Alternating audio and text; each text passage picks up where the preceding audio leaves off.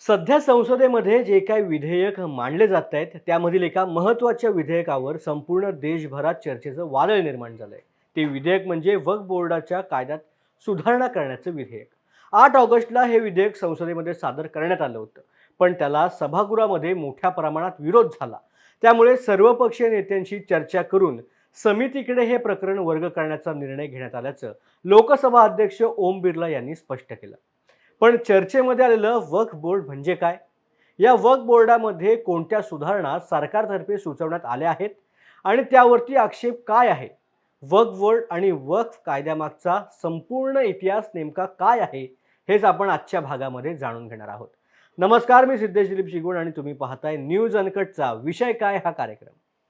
वक्फ बोर्डाविषयी समजून घेण्यापूर्वी वक्फ म्हणजे काय हे आधी समजून घेऊया. खरं तर वक्फ हा मुळात अरबी शब्द आहे. त्याचा अर्थ असा होतो की अल्लाच्या नावाने अर्पण केलेली कोणतीही वस्तू किंवा मालमत्ता.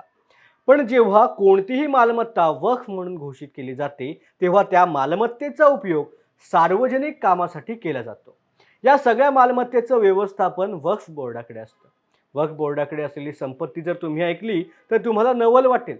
कारण आजच्या घडीला भारतीय रेल्वे आणि भारतीय सैन्य आणि त्यानंतर तिसऱ्या नंबरला देशात कुठल्या संस्थेकडे सर्वाधिक जमीन असेल तर ती वक्फ बोर्डाकडे आहे. वक्फ बोर्डाची संपूर्ण देशामधील जमीन एकत्र केली तर राजधानी दिल्लीसारखे कमीत कमी 2-3 शहरे निर्माण केली जाऊ शकतात. भारतामध्ये अशा एकूण 32 वक्फ बोर्ड आहेत. त्यांच्याकडे साधारण 9,40,000 एकर जमिनी आहे. थोडक्यात सांगायचं झालं तर देशामधील सगळ्यात मोठ्या 3 जमीन मालकांपैकी एक वक्फ बोर्ड आहे. आता तुम्ही विचार करत असाल की वक्फ बोर्डाकडे एवढ्या मोठ्या प्रमाणात जमिनी आल्या तरी कुठून? दान धर्मामधून एवढी जमीन आले का? तर वादाचा मूळच विषय हा आहे की वक्फ बोर्डाचं कामकाज. कारण 1995 सालच्या वक्फ कायदा असं सांगतो की जर वक्फ बोर्डाला जमीन वक्फ मालमत्ता आहे असं वाटत असेल तर ती सिद्ध करण्याची जबाबदारी वक्फ बोर्डाची नाही. या उलट त्या जमीन मालकाने ही जमीन वक्फची कशी नाही याचा पुरावा देणे आवश्यक आहे. या कायद्यासाठी मराठीत एक म्हण सुद्धा आहे, चोराच्या उलट्या बोंबा. आणि विशेष म्हणजे त्या विरोधात तुम्ही कोर्टातही जाऊ शकत नाही. पण अशा वेळेला तुम्ही वक्फच्या न्यायाधिकरणाकडे अपील करू शकता. पण बहुतांश प्रकरणामध्ये ती मालमत्ता ही वक्फ बोर्डाचीच होते आणि त्याच गोष्टीला मोठ्या प्रमाणात आता विरोध होतोय. अशी अनेक उदाहरणं गेल्या काही वर्षात सातत्याने घडत असल्याचं समोर आलंय. मागच्या 15 वर्षांमध्ये वक्फची मालमत्ता ही दुपटीने वाढली. या मालमत्ता वाढीमागचे गणित आजपर्यंत कोणालाही कळलेलं नाही. वक्फवर संपत्ती हडपल्याचे देखील आरोप आता केले जात आहेत. 2022 साली भारतातील दक्षिणेकडील तमिळनाडू राज्यातील तिरुचिरामल्ली येथील तेरुचेंथुराई हे संपूर्ण गावच वक्फ बोर्डाने वक्फ मालमत्ता म्हणून घोषित केलं होतं. परंतु हे गाव 1500 वर्ष जुनं आहे. जेव्हा तिरुचेंथुराई गावामधील लोकांना याची माहिती मिळाली तेव्हा त्यांना मोठा धक्का बसला.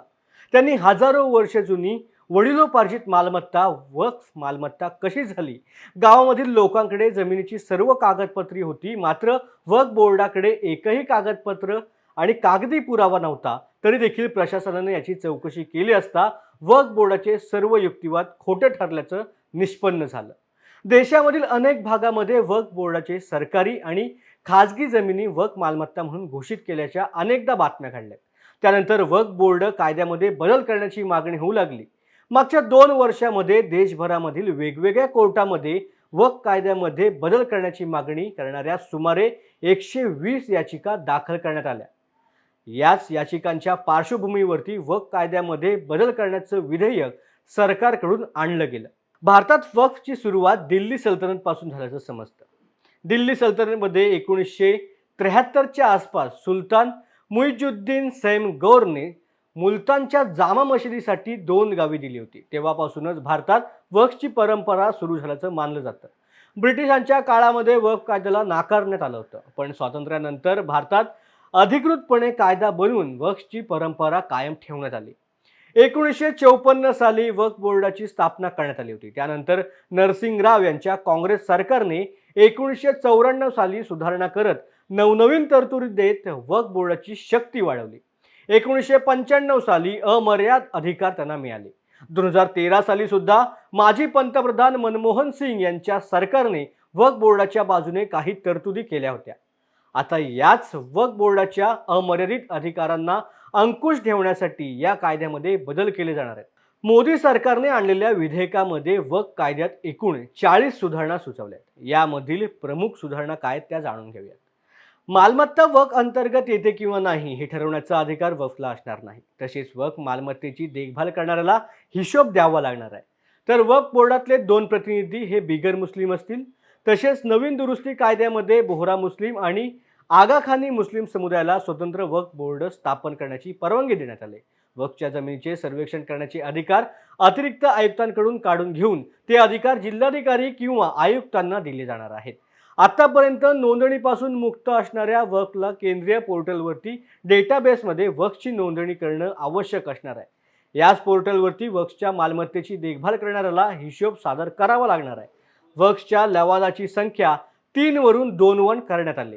वक्फ बोर्ड आणि वक्फ काउन्सिल या दोन्ही ठिकाणी प्रत्येकी 2 महिलांची नियुक्ती केली जाईल, जी आजपर्यंत होत नव्हती. आणि सगळ्यात महत्त्वाचं म्हणजे लवादाचा निर्णय अंतिम असणार नाही आणि लवादाच्या निर्णयाविरोधात कोर्टामध्ये दाद मागता येणार आहे. असे अनेक बदल वक्फ कायद्यामध्ये करण्यात आले आहेत. पण वक्फ कायद्याच्या बदलाला काँग्रेससह इंडिया आघाडीमधील घटक पक्षांनी तीव्र विरोध केला. महाराष्ट्र, हरियाणामध्ये विधानसभेच्या निवडणुका डोळ्यासमोर ठेवून केंद्र सरकारने हे विधेयक मांडल्याचा आरोप केला जातोय. तसेच समाजामध्ये द्वेष पसरवून देशभर हिंसाचाराला खतपाणी घातलं जात आहे. मोदी सरकारला वक्फ बोर्डाची स्वायत्तता हिरावून घ्यायची आहे आणि त्यात हस्तक्षेप करायचा आहे, असे अनेक आरोप केंद्र सरकारवरती केले जात आहेत. पण काही तज्ज्ञांच्या मते वक्फ बोर्डामध्ये मोठ्या प्रमाणात भ्रष्टाचार होतोय. त्यामुळे वक्फ बोर्डाचा मनमानी कारभार आता तरी थांबवायला हवा. कारण उद्या देशातील कोणत्याही मालमत्तेला वक्फची मालमत्ता आहे असे म्हणून घोषित करायला ते मागे पुढे बघणार नाहीत. त्यामुळे वक्फ बोर्डाच्या कामकाजावरती नियंत्रण ठेवणं ही काळाची गरज आहे. आता JPC समितीकडे हे प्रकरण पाठवण्यात आलंय. या समितीचा अहवाल काय येणार याकडेच आता संपूर्ण देशाचं लक्ष लागून राहिलंय. तुर्तास आजच्या विषयामध्ये इथेच थांबूया. पुन्हा नवीन विषय घेऊन भेटूयात. तोपर्यंत पाहत राहा न्यूज अनकट. धन्यवाद.